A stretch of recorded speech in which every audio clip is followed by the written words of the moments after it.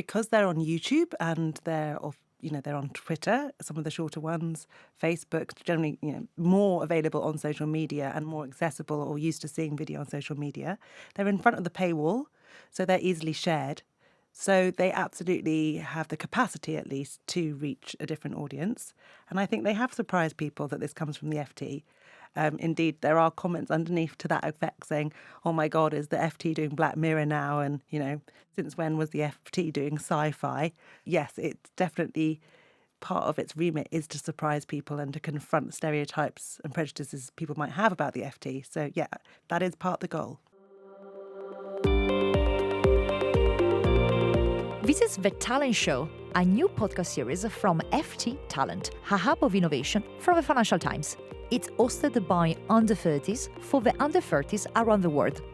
This second series is about all the aspects the FT organization is covering today, from editorial to development, from data to talent.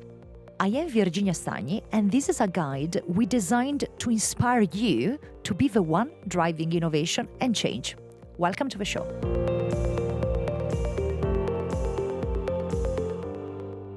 Today, we got here the head of new formats at the Financial Times, Juliet Riddell. How are you, Juliet? I'm really good. Thanks for having me. Thank you so much for coming. You are an expert when it comes to the innovation in the way we do content, and we present to our subscribers or new potential subscribers, so new users, our stories, our data, our as well journalism. And I'll start with this, Juliet. What does it mean to be a head of new formats for a newspaper in 2023? Well, that's a good question. The title perhaps is a little misleading in that I really only cover video. So it's not that I do amazing world of VR or indeed podcasts. So it is kind of restricted in that sense. But it is new formats in the sense that I've got an amazing freedom to work and collaborate with all sorts of different people to think about how we tell stories with video in different ways. And as you say, it's kind of surprisingly exciting how many new ways there are of communicating journalism. So since I've been at the FT, I have been able to do stories with the medium of dance and music videos and drama, and interesting ways of doing data visualisation as well. So in that sense, they are new collaborations and formats. Yeah, we're going to go a bit deeper into some of your amazing projects. They won awards. They have been really, renowned and known all over the world. And really interesting because your perspective and the way you are presenting the stories is so different from what we are used to see from the FT. And I think this is making it very attractive, I believe, for new audiences. Do you think that that's your role and what your team is doing is also a strategy to acquire or try to get to new audiences? Did you see a new FTer coming along the way when you were presenting some of the new formats, especially the video ones that won awards, etc., that were delivered? Definitely. I think because they're on YouTube and they're on Twitter, some of the shorter ones, Facebook, generally, more available on social media and more accessible or used to seeing video on social media. They're in front of the paywall, so they're easily shared. So they absolutely have the capacity, at least, to reach a different audience. And I think they have surprised people that this comes from the FT. Indeed, there are comments underneath to that effect saying, oh my God, is the FT doing Black Mirror now? And, since when was the FT doing sci-fi? Yes, it's definitely part of its remit is to surprise people and to confront stereotypes and prejudices people might have about the FT. So, yeah, that is part of the goal. But when you're thinking about the target audience for these new products, who do you have in mind? That does depend a bit on the subject and the film. I definitely don't want to in any way alienate our core audience or our subscribers. So they are very much at the forefront of my mind, even with the more creative projects, that this has to feel like an FT film and it should not feel in any way like it's not the sort of content an FT subscriber would enjoy.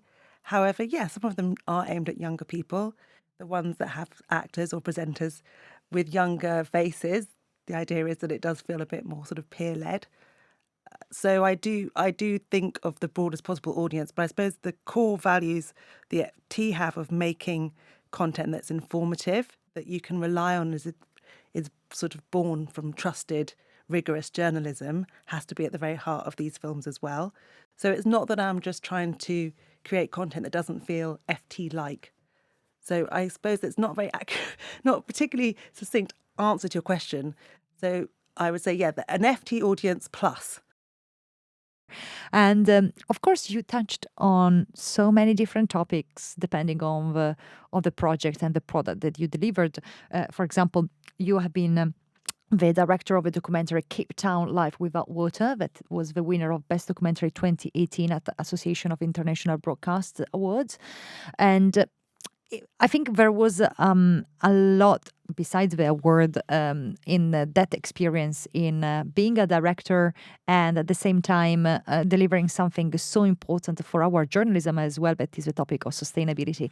Can you tell us a bit more about the behind the scenes of that project? That was a really interesting project because Robert Shrimsley, who you know from the FT, who's senior here, said, I really think that this is a story that we should cover as video. It's such an important turning point, a kind of canary in the coal mine moment where a city like Cape Town is running out of water. I really think you should go and make a film. And you should do it soon. It's news.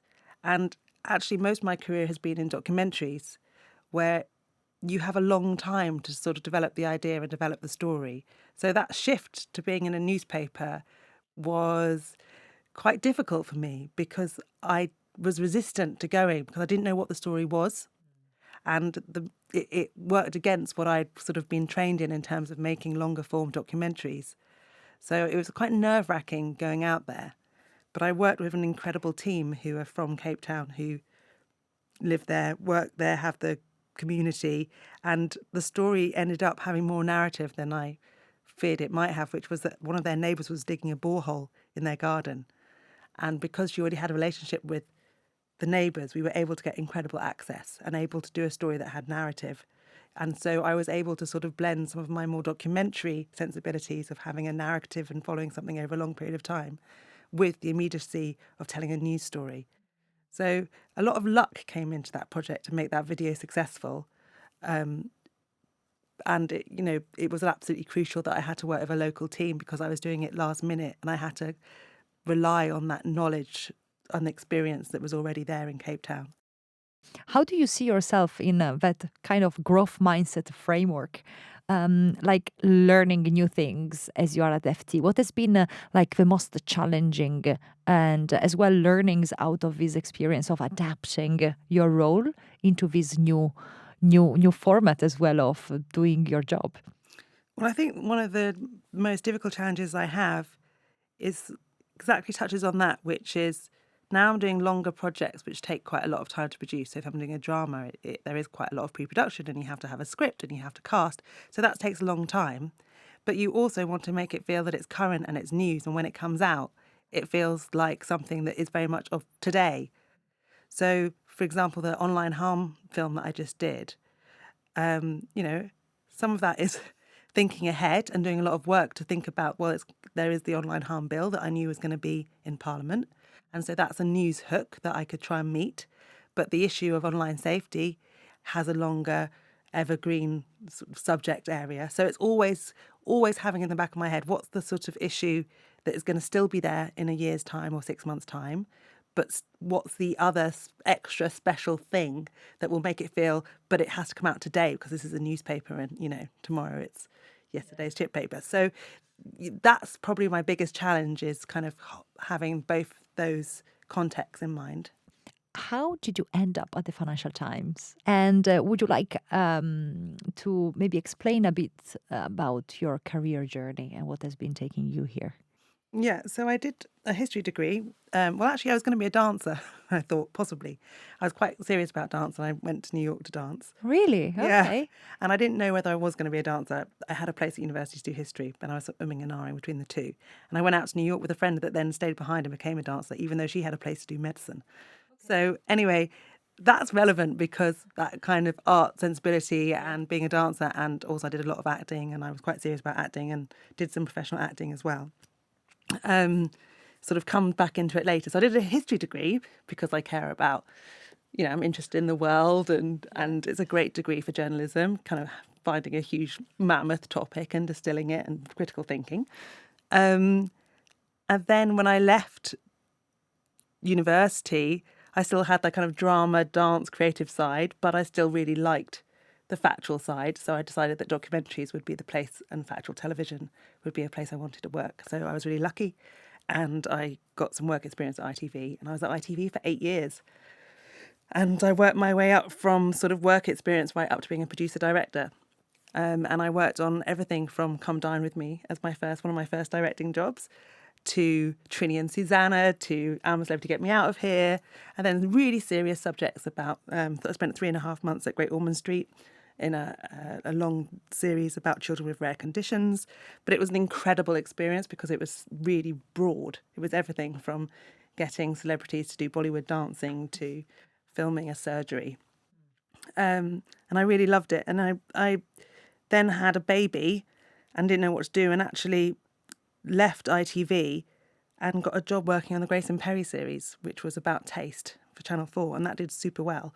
And I made another series, and then I carried on working more in the arts space of documentaries, so not such straight documentaries, but more sort of arts programmes.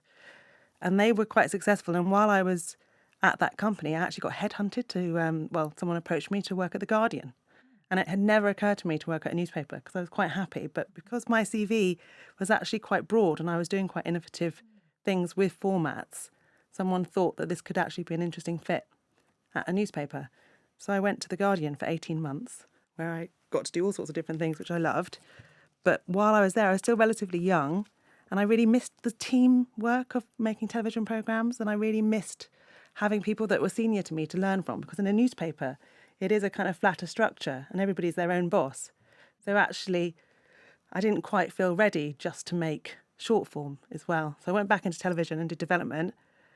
But but I realised that what I missed from the newspaper suddenly was that you could be your own boss and you could create content quickly, and that also you were really relevant to what was happening in society. Whereas documentaries and television, because they do take so long, sometimes it feels like you're not really part of a conversation that's vital.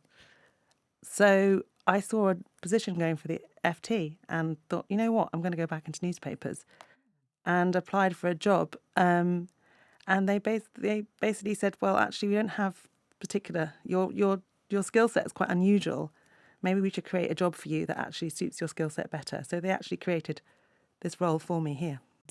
I'd like to better understand how are you set up, or how do you set up yourself for success in creating these new products that are so successful, but they need so much investment before actually seeing them. How do you do it? I do have to feel quite passionate about the subject, and so I do spend quite a lot of time thinking about what the issues that feel really urgent are. And I look at the newspaper and I think, what are the areas that are core to the FT but are going to resonate strongly with an audience? And hopefully I find a way to get really obsessed with it and passionate about it. I'm doing a series at the moment which is about democracy, and at one point I got really excited about it because it felt so urgent that democracy was under threat and what could we do about it. And then I went for a wave of being like, oh God, it's just too big an area and it's just too much of a big subject, and I don't know if I care really. Well, not care, but I just don't know if I can find my way into it. So then I kind of, so that it's not necessarily easy, but I think, yeah, the short answer is I just have to get really excited about it. I'm very interested in your process of pitching. How do you convince the newsroom and your boss to invest in a particular project? How do you present this to them? Um, I've often found a strong lead for funding. So when I'm coming to them with the idea, it's sometimes the idea accompanied by quite a lot of financial support. So for the FT newsroom, it's quite attractive because it means that we're able to create editorial content to a really high production value, which is is a great benefit for everybody that in that situation. So, as an entrepreneur, you're basically getting the creative idea sought out, but at the same time, you're looking for funding at the beginning, at the seed of your idea. Exactly. So often I've sort of got that fair amount underway by the time I'm sort of bringing in kind of support around the newsroom. I think this is very interesting because it's really being an entrepreneur within a company. So it's like that entrepreneurial spirit. Someone said that to me once, that the FT is the FT is a company where you have to be your own entrepreneur. You have to be an entrepreneur. And they said that to me afterwards, and I agree. It really resonates because I have had to see it a bit like that. And it does make a big difference if I can make a film with a £25,000 budget as opposed to a £2,000 budget, and I can attract big actors and great writers. That's the other thing, is that often I am choosing subjects that I'm passionate about for a good reason. And so it's not that hard to get very good quality writers to be passionate about them as well. How is your team structured, Juliet? So you got the idea. I think you're from like a bit of a director view, right? It's like a director role. Do you have contractors that work with you, or like it's a stable team here at FT? You're always changing depending on the topic. Can you explain a little bit how does it work to be a director at FT? So I don't have a team. I am effectively just my own person. And then on projects to project, I will work with the relevant sort of collaborators and experts. And sometimes those have been in-house. I've worked a lot with Tom Hannon, who's an exec producer here in the video team. And we complement each other's skills. And so we'll often work together on projects. But on the more like on the dramas, and I'd have other people of the team sort of feeding in and giving their ideas, but I'd be working with freelance directors of photography, freelance creative writers, freelance composers. So bringing in a lot of freelancers for those sorts of projects. Juliet, it's very interesting to see the spectrum of things that you have covered in the past few years. What has been the most exciting project that you worked on that you would like our audience to know more about, especially the behind the scenes? The latest drama called Capture.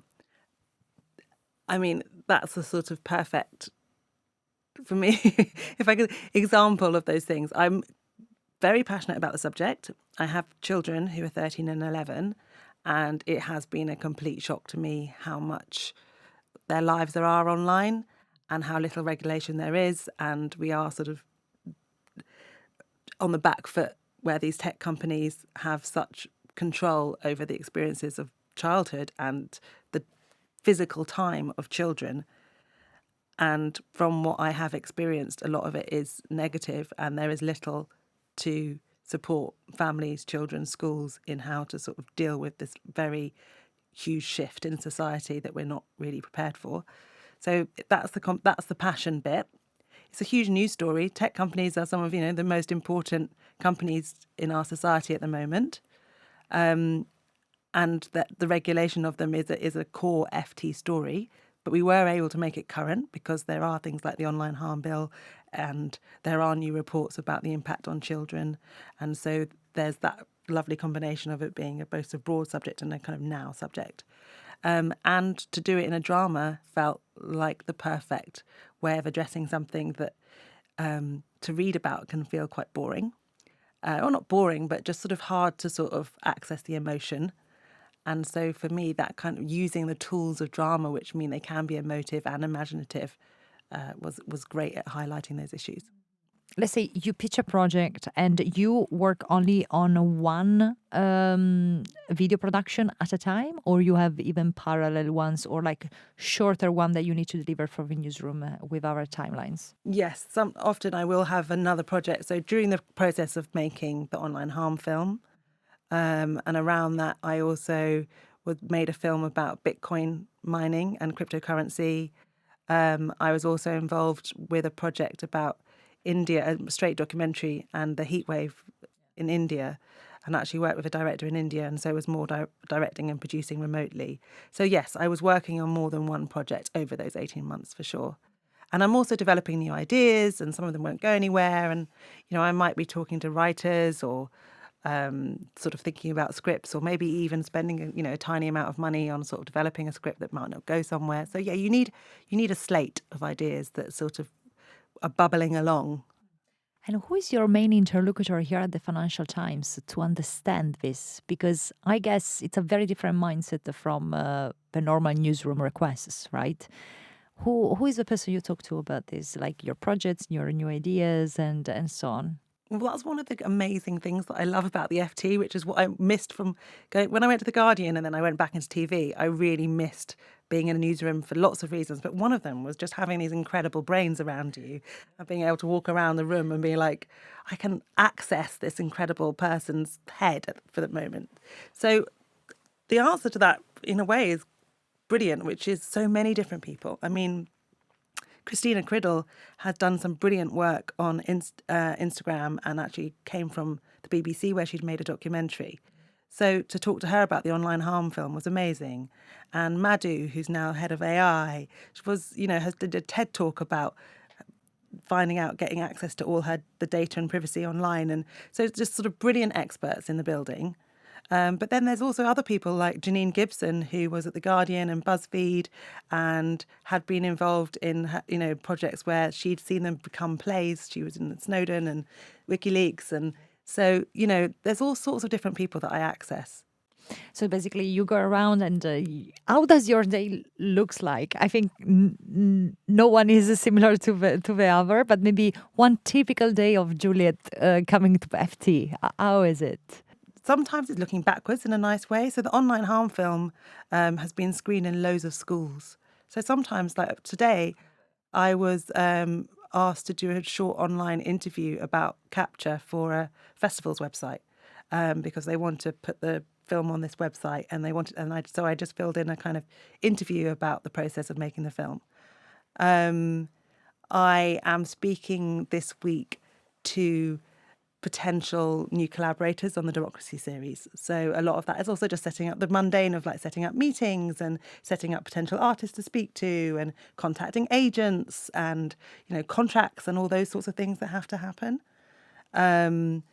What else am I doing? Research. I'm sort of, with the Democracy series, I need to kind of understand what's happening in each country. So some of it is just sort of straightforward, trying to keep up with the news.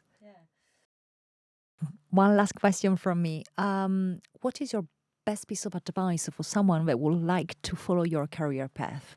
I suppose what's worked for me, and what I would sort of reassure my previous self, my past self, or future, other people, is to own what you like and care about, and not to be afraid that those things are interesting, and to drill down, why is it interesting to you that you like? If you're you want to make serious documentaries, but you find that 50% of your time is watching cats falling off fridges or cats being cute. Listen to that. Why is it that you find the cats really cute, but you want to make documentaries? What about the cats is bringing you comfort or pleasure or joy? And maybe kind of explore that. Don't dismiss that passion as something that's very distinct from your career path.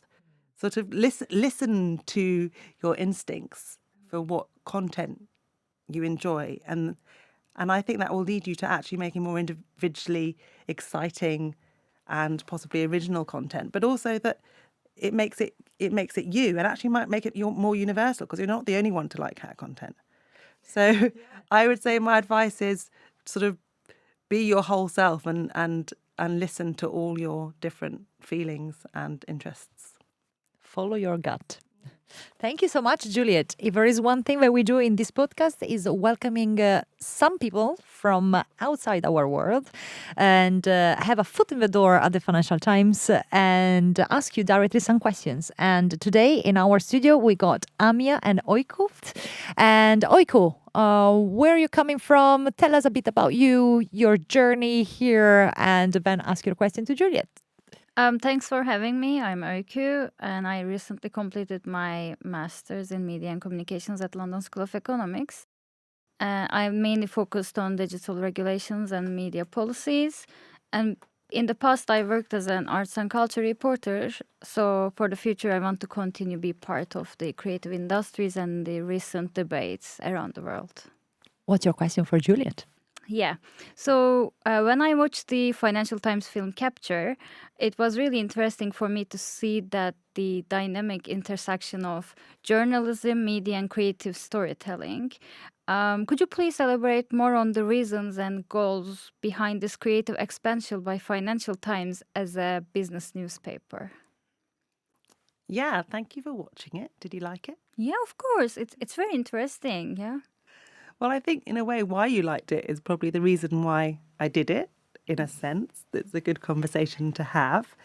I think I was determined that this very important subject reached people and that we could bring together quite a complicated issue like regulation with a very domestic issue of parents struggling to kind of retain the childhood of their children and how to kind of protect them online.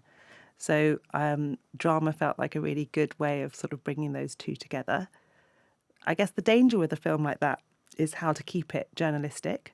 And to some extent, it's hard because it feels like I didn't want it to be a campaign. But at the same time, it did seem quite clear to me that there did need to be more regulation. So there's a kind of interesting journalistic tension in a film like that, and sometimes in drama, because drama is such a powerful tool at sort of leading emotions. So how do you leave enough space for the viewer to sort of interpret the subject on their own terms with the sort of a balanced view without sort of manipulating them? Because journalism isn't about manipulation, and the FT in particular is so valued because it allows people to sort of make informed decisions or have informed opinions. So it wasn't without its challenges, but I suppose its goal was to actually give a deeper understanding by using drama. And I think it did, because I've had so much feedback from parents in particular who've said, this film has articulated something I've been trying to say. So that's the best compliment I can have for the film. Okay, thank you so much. So we will see more movies like this in the future from Financial Times. I hope so. Amia, over to you. Hi, my name is Amir Roy, and I'm currently a master's student at the London School of Economics from the Department of Media and Communications. And in the past, I've served at editorial positions, managing student magazines, and I hope to sort of bring together this field of media research and writing in future. So my question to you is, you mentioned about working in documentaries and making them, and then now you're working in more fictional spaces, creating dramas, and those are two very different forms of, storytelling. So when we talk about fiction and drama, and now that FT Films are creating it, there is like an issue of media representation of different identities, of different people that are involved in it. So how do you navigate that? Because in documentaries, you don't really have that in that sense, because it's more direct. You are presenting reality as a real form, but in fiction, you have to sort of create these identities. So how do you tackle that? Well, that's a good question. And you've reminded me of something that I do feel really passionate about, which is that is not very true. I think that documentaries are often incredibly manipulated by the producer and the director. And I've made documentaries 20 years, and it doesn't mean that people are doing it in a kind of cynical, maverick, I'm going to twist the minds of the viewer. But actually, all forms of documentary making is absolutely about the eye of the person, people making it. And that we can, I could film, one 20-minute interview and use 30 seconds of that interview very carefully and completely tell a different story from what the other. So actually, documentary making is not like documentary making is fact and fiction is sort of false in any way. So actually, I think the two worlds are way more blurred than we ever give them credit for, firstly. And that's kind of an interesting issue. And I also think, opinion journalism is also obviously like that we are also valuing that layer of interpretation, and that line between what's subjective and objective is blurred, isn't it? So firstly, there's that, which they're not that different in some ways, and secondly, I think what I'm trying to do with the films is to give deeper understanding, and sometimes using imagination as a tool to get to a truth. So I suppose they're both similar in the sense that I want to effectively communicate something true. Right. So there isn't a right or wrong answer to why this isn't journalism. But for me, it is journalism in the sense that I have the same goal of communicating a reflection of society in some ways accurately, or at least with depth. Right, that makes sense. So, yeah, I mean, I had that in back of my head that both documentaries and fictional films have that kind of blurred lines. But I just wanted to know from you that what your opinions are, and maybe if I can ask like a follow-up question. So, when you are making both documentaries and fictional films at the same time, how do you choose that which issue of your concern or which topic is going to be a documentary and which is going to be a fiction? For example, the Capture movie was a fiction because of the reasons you just explained before, but like, why is that? How do you reach that conclusion? I suppose it's often where there's sort of gaps that you can't define. So an easier example of that, I suppose, is the data and privacy film that I made, which was an interrogation scene of somebody that had broken lockdown rules. And the issue when we were all signing those apps during COVID, giving permission to be tracked and give away our health data, was quite hard to sort of articulate why we had anxiety about it. So I find subjects where there's sort of holes in our understanding, and often it's not because we haven't read enough, or it's not because we don't understand the subject enough, it's just because there's something emotional about it that you can't quite put your finger on. So for those ones, I think drama works really well. So that data privacy one was a good example of that, because it sounds like, why did we get anxious? Like I was really reluctant to get the NHS app on my phone and be tracked and traced, but it was quite hard to articulate exactly why. Right. Thank you. Thank you so much for your answer. Thank you for your questions, ladies. Thanks for joining us here at the Financial Times. And thank you, Juliet, for answering all our questions today. And thank you, listeners. Thank you so much. And see you and listen to you at the next episode. This has been The Talent Show, which is produced by the FT Talent team, Aya Al-Shihabi, and me, Virginia Stagni. Our podcast producer, editor, and sound engineer is Arturo Ochoa, and our social media producer is Letizia Clementi. Our music is by Dennis Kishuk. Check out all of the Talent Show episodes at fttalent.ft.com, subscribe wherever you get your podcasts, and follow FT Talent on socials for updates. Until next time, and keep listening.